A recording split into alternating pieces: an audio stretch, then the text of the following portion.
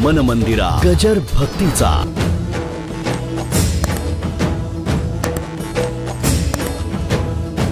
प्रेम स्वरूप भगवान. त्या प्रेमाचा उपभोग घेता घेता गवळणीना अहंकार निर्माण झाला. किंबहुना समर्थ जर प्रेम असेल, मधुवत घृतवत लाक्षातवत, मागे सांगितलंय, पुन्हा रिपीट करत नाही. मधुवत प्रेम, घृतवत प्रेम, लाक्षातवत प्रेम. नुसती एका शब्दात व्याख्या सांगतो, म्हणजे कुणी ऐकलं नसेल किंवा लक्षात नसेल तर मधुवत प्रेम म्हणजे मधासारखं, त्याला काही मिक्सचर करावं लागत नाही. घृतवत प्रेम म्हणजे दूध आणावं लागतं, विरजण लावावे लागतं, मग घृत तयार होतो. तसं काहीतरी प्रक्रिया जीवनामध्ये याव्या लागतात आणि तेव्हा प्रेम निर्माण होतं. साडी आणली म्हणजे प्रेम वाढतं.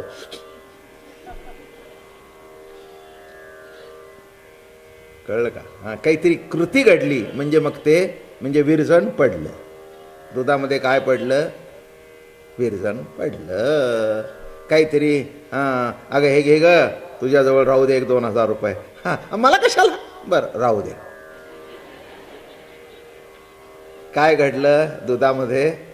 म्हणजे हे विरजण पडून जे असं शेवटी निघतं, घृतवत प्रेम.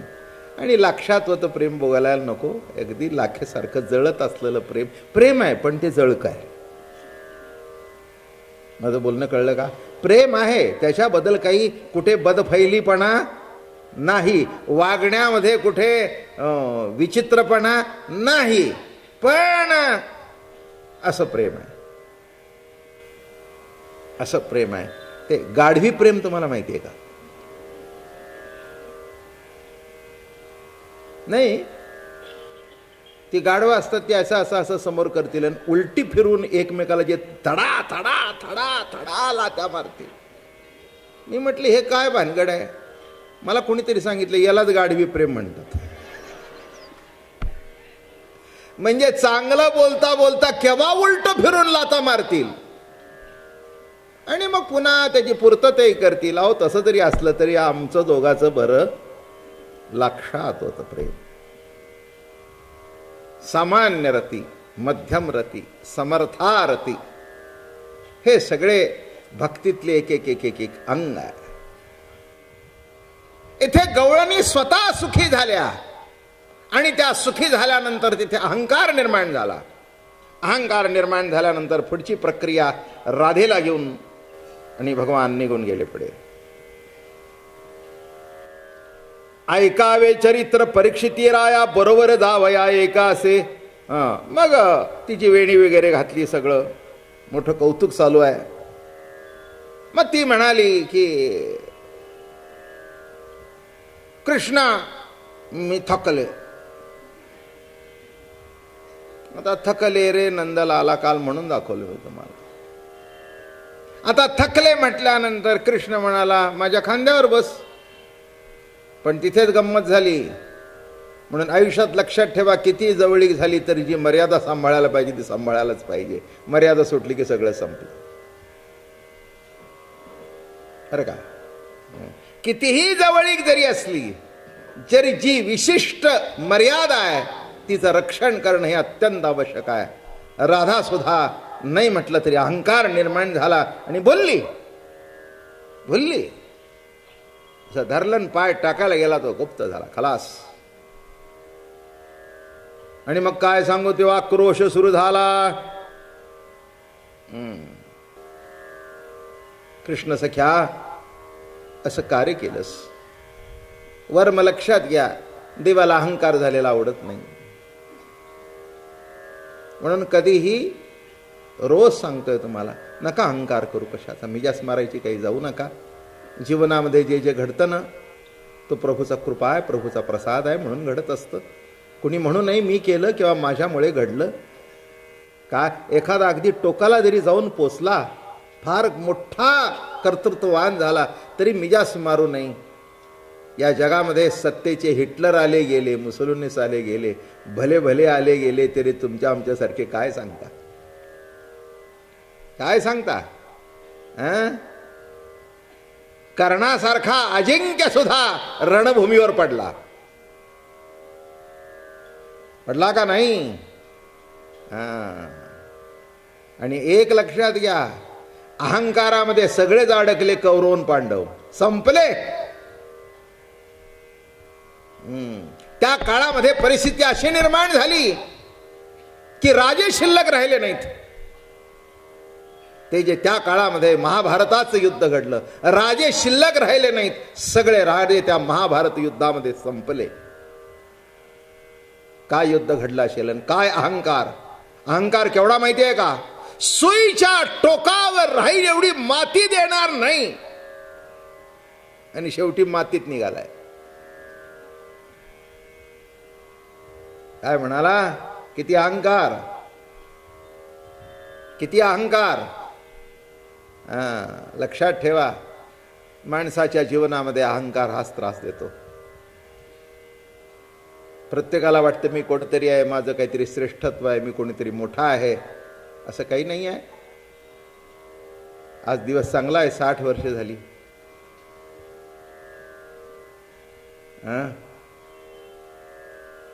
स्वराज्याला 60 वर्ष झाली.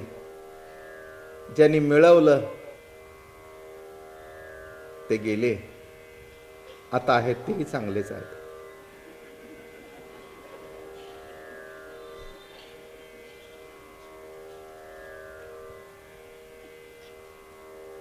कोणीच वाईट नाही. माणूस जन्माला येतो तो कुठेतरी वाईट नसतो, पण कुठेतरी अहंकार शिरतो आणि त्याचं वाटोळ करतो. नाही का? काय दिसतं आपल्याला सध्या? अहंकारा व्यतिरिक्त काय दिसतं?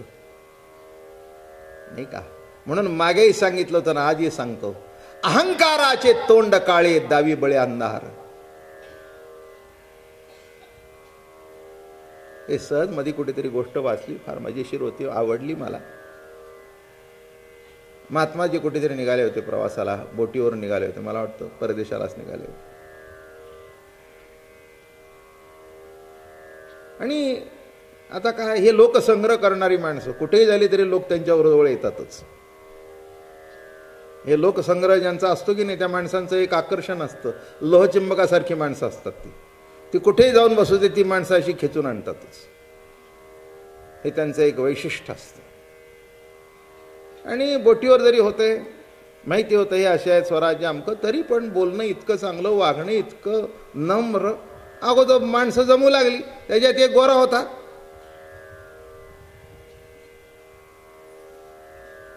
एक गोरा साहेब होता.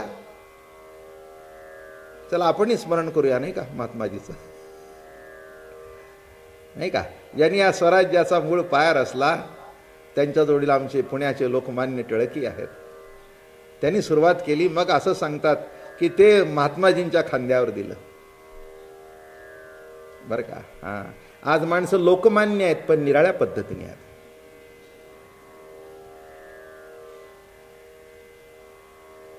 जाऊ द्या, आपल्याला काही कोणावर टीका करायची काही आवश्यकता नाही, आपला विषयही नाही. आणि तुम्हाला कल्पना असेल, मी कधीच कोणत्या टीकेत पडत नाही, काय आपलं घेणं देणं नाही कोणाशी.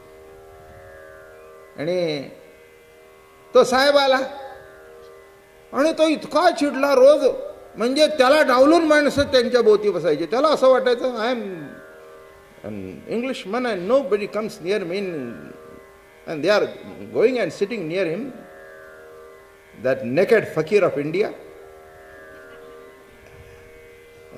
नेकेड फकीर नाव काय ठेवलं, पण त्या नेकेड फकीरनी काय केलं माहिती आहे का? त्या सगळ्यांना नेकेड करून इथून पाठवलं. काय गंमत आहे.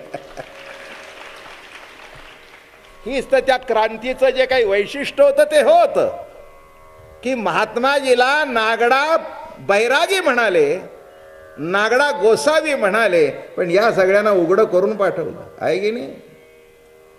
ही वस्तुस्थिती एवढी ताकद होती. मग एक दिवस त्यांनी काय केलं, अशा चित्र दिल्या त्यांना, आणि त्याच्यावर सगळी निंदा लिहिली होती. तुम्ही असे आहे, तुम्ही तसे आहे, तुम्ही तसे आहे, आणि एक टासनी लिहून दिली. आणि मग गेला, रेडी दिस. महात्माजीने काय केलं, त्याला लावलेली टासणी होती ती घेतली आणि ठेवली, आणि ते बाकीचे कागद उडवून दिली. अशी सोडली, ती वारावर गेली. ते म्हणले वाटा वाटा वाटा वाटा ना. ते म्हणले काहीच केलं नाही, माझ्या उपयोगी होते तेवढं ठेवून घेतलं. माझं बोलणं कळलं का? माझ्या उपयोगी होतं तेवढं ठेवून घेतलं, जी निरुपयोगी तुझी निंदा होती ती वाऱ्यावर गेली. ही पिन मला उपयोगी पडेल 2 कागद एकत्र जोडायला. काय जे उपयोगी होतं ते ठेवून घेतलं, जे वाऱ्यावर सोडणे असेल ते वाऱ्यावर गेलं. तुझी निंदा तुझ्याकडे, तुझी स्तुती तुझ्याकडे, तुझा द्वेष तुझ्याकडे, तुझा मत्सर तुझ्याकडे, तुझा अहंकार तुझ्याकडे. काय झालं असेल पुढे? तिथेच वाकला, तिथेच वाकला. नीट लक्षात ठेवा. आणि हे करताना चेहऱ्यावर राग नव्हता, हे करताना चेहऱ्यावर क्रोध नव्हता, हसले त्याच्याकडे बघून. ते म्हणाले जेवढं मला उपयोगी आहे तेवढं ठेवून घेतलं, जे उपयोगी नाही त्याचं रद्दी साठू कशा करता. लक्षात ठेवा. म्हणून माणसं आपल्याबद्दल जे काही वाईट बोलतात ना ते रद्दी असतं, ते ठेवूच नाही साठवून. काय कारण नसताना तुम्ही साठवून ठेवता? काय गरज आहे? काय गरज आहे? जे चांगलं असेल तेवढं घ्यावं, ठेवून द्यावं. केव्हा तरी आपली पिन उपयोगी पडेल, 2 कागद जोडतील आणि पुढचं काम होऊन जाईल. लक्षात आले का महात्माजी? पुष्कळशा गोष्टी माझ्याकडे राजकारणातल्या सुद्धा आहेत बरं का.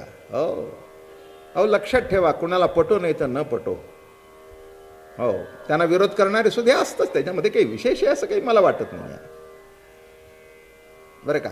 या जगाला राम पटला नाही, एक बायको होती ती सुद्धा जवळ न ठेवून,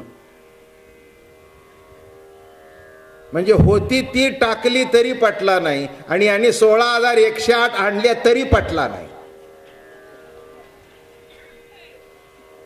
माझं बोलणं कळलं का? नाही म्हणजे जग मोठं विचित्र आहे.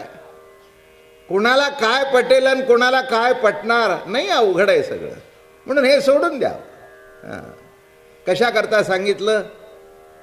जीवनामध्ये सद्विचार सत्प्रवृत्तीचा आचार केल्यानंतर मनुष्य टिकून राहतो या जगात बरं का. हे जे महात्मे होऊन गेले, लोकमान्य म्हणा, महात्माजी म्हणा, यांचे विचार, जवाहरलालजी म्हणा, यांचे विचार राहणीमान दोघांचा निराळा होता. पण देशप्रेमाबद्दल शंका घ्यायचं काही कारण नाही. चुकाही घडल्या असतील, पण एक लक्षात घ्या, चूक जाणून बुजून केलेली. मनमंदिरा गजर भक्तीचा.